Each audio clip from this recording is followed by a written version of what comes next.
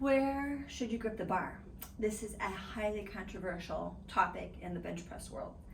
Most times when I see people that are just starting out or newer lifters, they're almost in a close grip type of situation here. I think that's mostly because when people first start lifting, their chests aren't very strong yet. So they tend to use their triceps more because they feel weak out wider, because again, they haven't developed the pecs yet. So they just kind of tend to stay that way. So that's one reason. The second reason is a lot of times I think they see big guys and they look like they're close gripped, and so they feel like they should lift that way also. But in reality, because of the constraints of the bar and when you're competing, a bigger person, the rules are you have to cover the ring of the bar with a finger. So if you're actually a large person, you are limited to only go out this far. And on a big person, that looks like a close grip. In reality, if those bigger people were able to go out farther, they'd probably lift more weight with a wider grip. So there's a couple of different trains of thought as to where your most perfect bench grip is. One is you can measure your anatomy and use a calculation to determine where your fingers should be. So the test goes like this. You're going to do your clavicle width, and double it, and that's going to be the distance you want your first fingers to be. So first of all, you're going to find your clavicles. They're the little knobby things on the end here.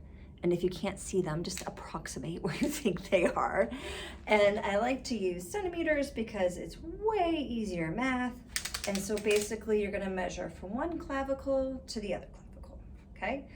And so what I'm going to do is I'm going to make sure that my first fingers are 72 centimeters. All right, so now I got my measurement. I'm going to take my chalk. I'm going to take my measuring tape and just place it right in the center of the center knurling, and then find my centimeters and then mark them out. And then I'll do the same thing again here. You could mark the center too to make sure you're hitting the same spot each time. And then again, I'm going to, mark it out right here. Or you could just take the whole thing, adding them together, and then figure out, mark the front and the back. Whatever works for you. So if I lay down and I find those chalk marks, that puts my ring finger on the rings, okay? So that's your first test. The other test you can do is, first of all, get in your position, so get your arch, get your feet down. And then when you take the bar out, chest is up, look and see where your angle is when the bar is on your chest. Is your elbows at 90 or outside? I like mine just a little bit outside. What you don't want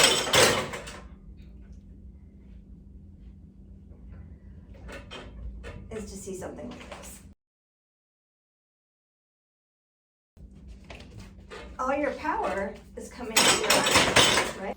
So basically there's two checks for the grip. One is the measurement.